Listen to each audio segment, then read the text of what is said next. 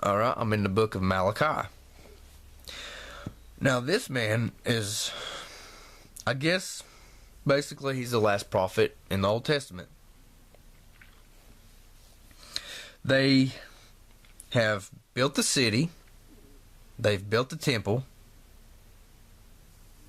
Haggai and Zechariah prophesied the temple was completed. Nehemiah goes to Jerusalem and builds the walls of the city, and they're rebuilt. And now Malachi is prophesying after all of it's established and they're under the rule of the Persians. Or it could be, yeah, I believe still the Persians is probably still the top dogs at that time.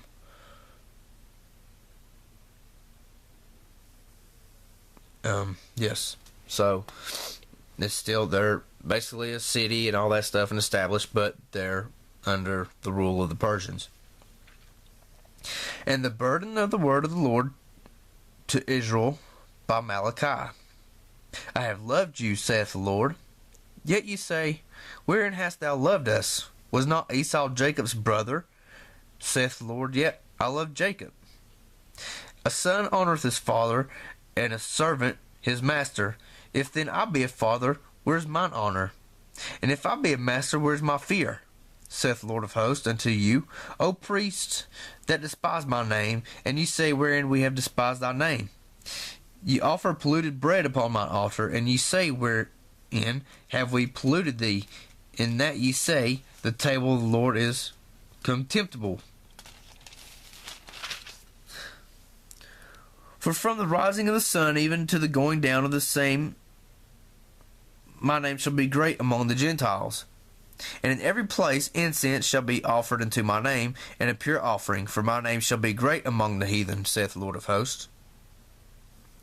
See, now you're seeing a switch. Now, after they've dedicated the temple and the city and all that, and couple years down the road, they start getting all messed up again.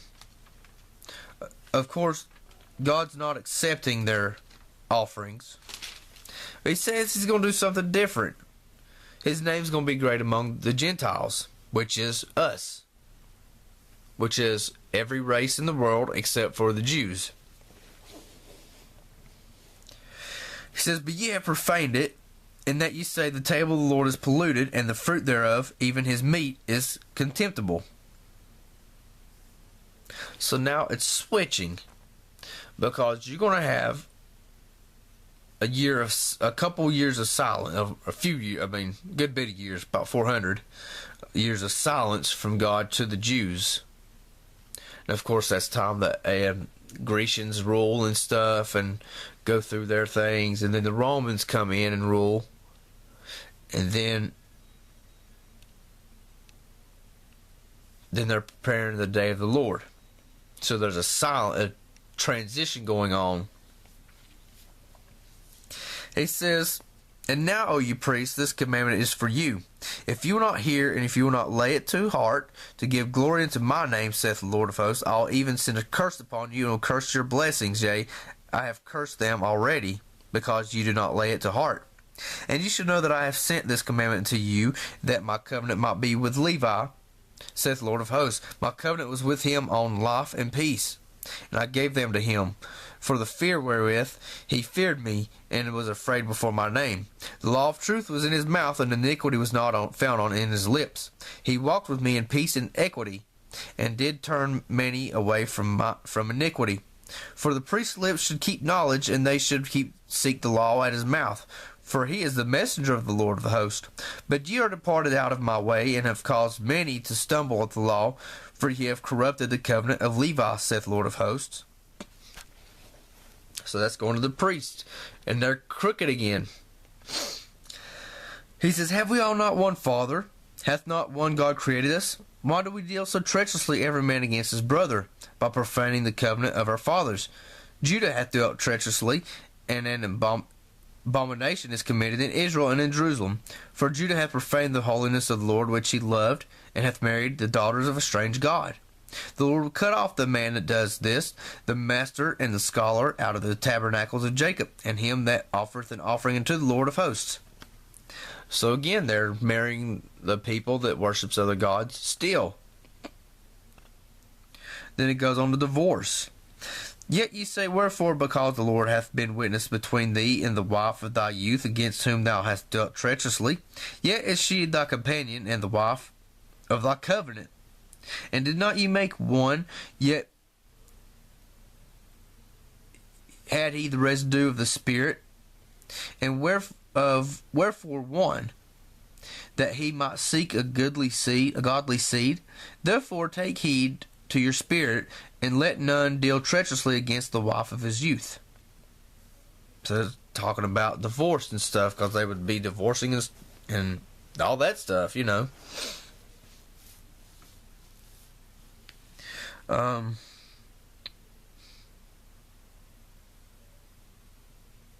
Because they broke, they make a covenant and a vow to each other to be married, and then they break the covenant.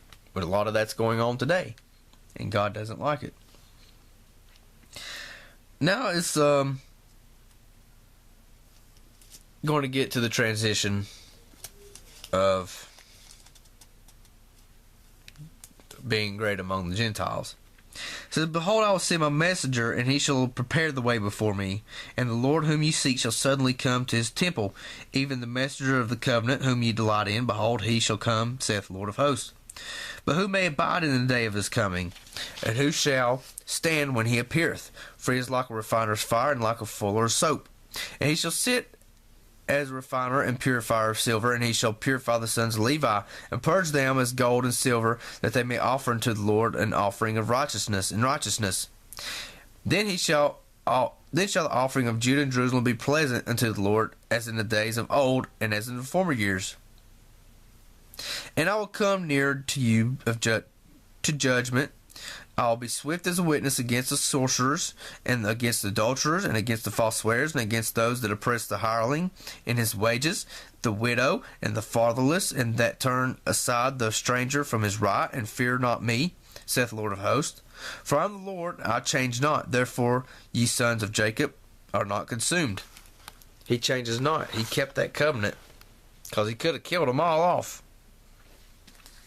And that is a twofold prophecy, because the messenger prepares the way for the Lord, which is John the Baptist. But then it goes to his second coming, about who can abide in the day of the Lord. Then it goes on to robbery.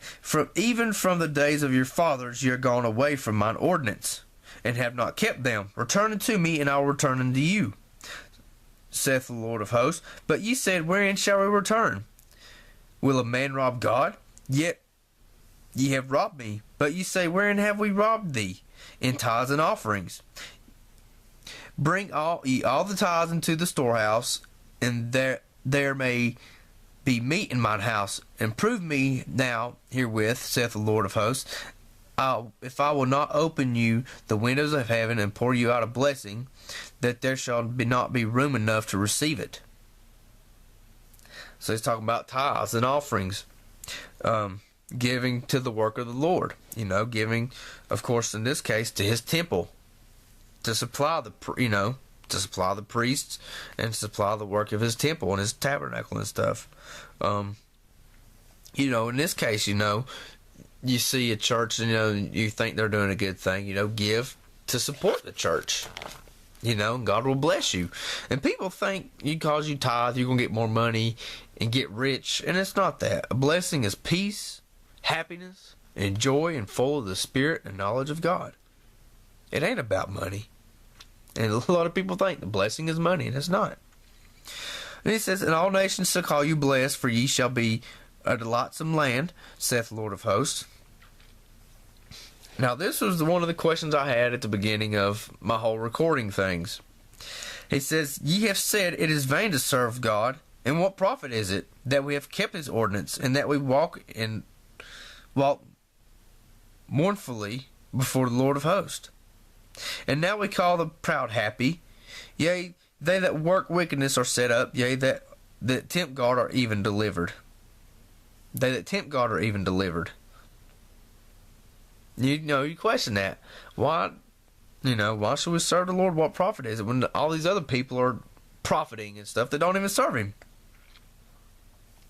And this is the answer.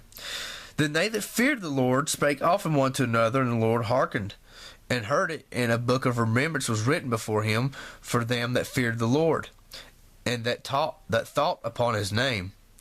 And they shall be mine, saith the Lord of hosts, in that day when I make up my jewels, and I will spare them, as a man spareth his own son that serveth him. Then shall you return and discern between the righteous and the wicked, between him that serveth God and him that serveth Him not. That's why. Because if we fear God and trust on Him and think upon Him, He'll remember us. He'll look at us and take care of us and put a hedge around us and keep us safe, even in the days of His wrath. For behold, the day cometh that shall burn as an oven, and all the proud, yea, and all that do wickedly shall be stubble, and the day that cometh shall burn them up. Shall the Lord of hosts, that it shall leave them neither root nor branch. You know what I think about this? People look at this and think it's going to be fire, it's going to be hell. I don't think it is. I think it's His word beating down their pride to where they're nothing. To where the people are nothing. Shameful.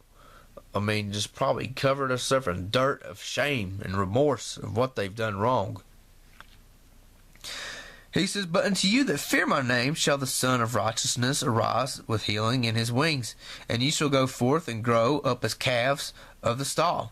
And remember the law of Moses my servant, which I commanded unto him in Horeb for all Israel with the statutes of and judgments.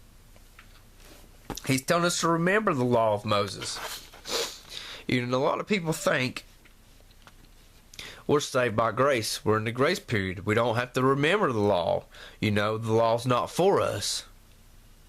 Now, He's talking to the Jews now. Don't get me wrong. He's talking to the Jews. But in the end, when it's time, and when His third temple is built, and when He's king and ruling over it, we're going to have a new mind, a new heart, a new body. But what are we going to be practicing? And what are we going to be keeping ordinances of?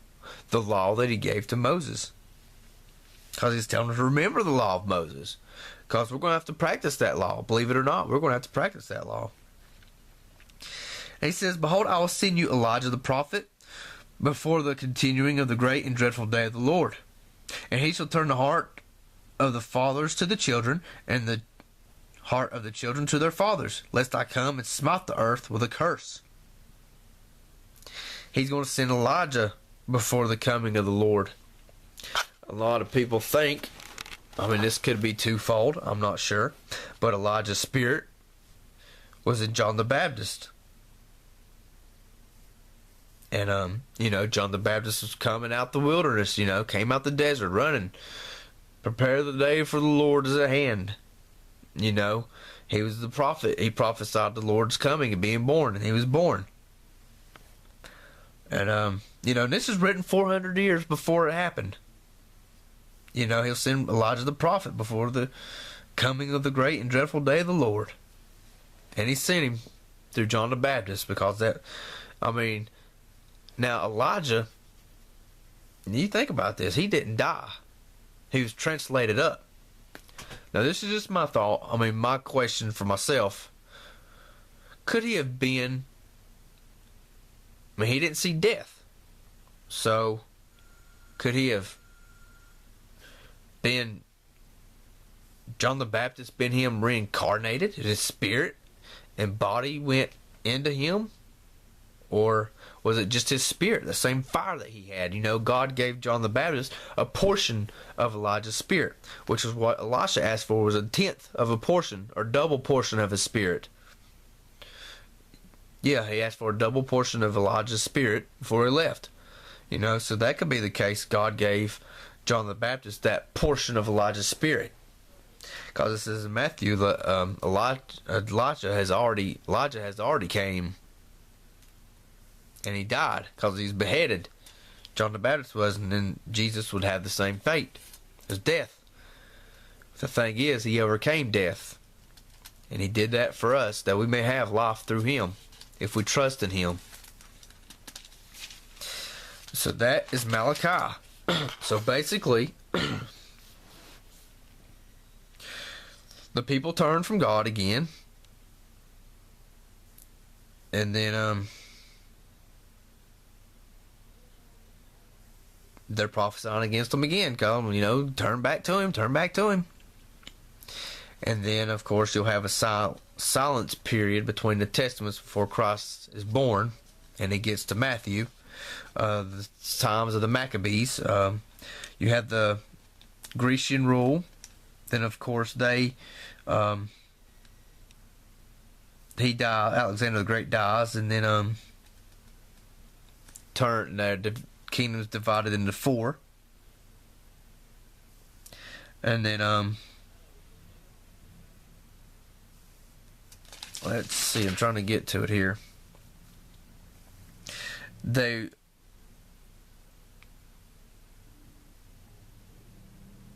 Egyptians and Syria fought with each other a bunch of times through that time, and then the Syrians overcame, and then Antiochus Epiphanes was ruling, and then he died, but he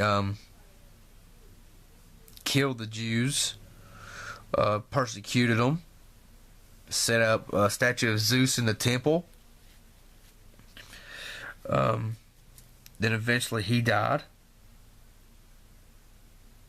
and the Jews overcame, and then the Romans came in and then started ruling. The Romans built up the Roman Empire, and then they started ruling. And then when you get to the New Testament, they're the head dudes in charge of Jerusalem and the Jews. And then you break up to different religious groups. Now you get this.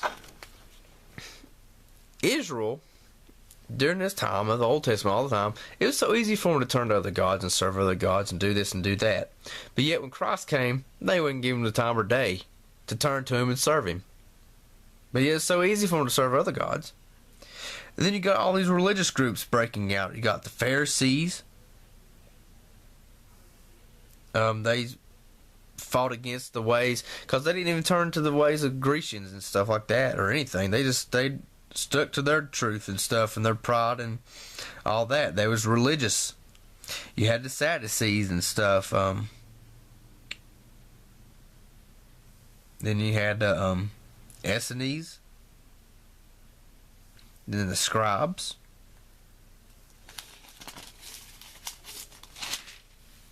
And the Herodians. But they was like a political party.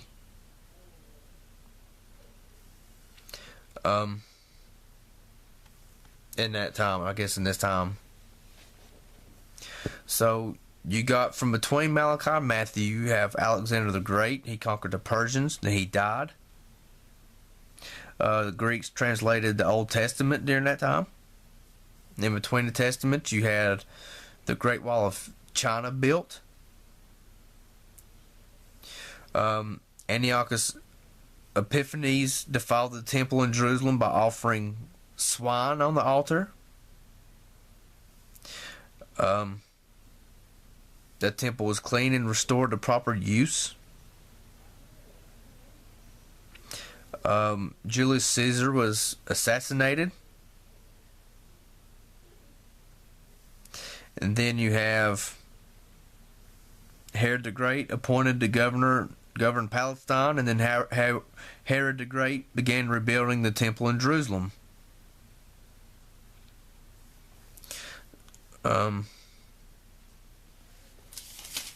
So basically, that's what happened there between the Testaments. And plus, there's a lot more history, but I'm, just kind of giving you a brief.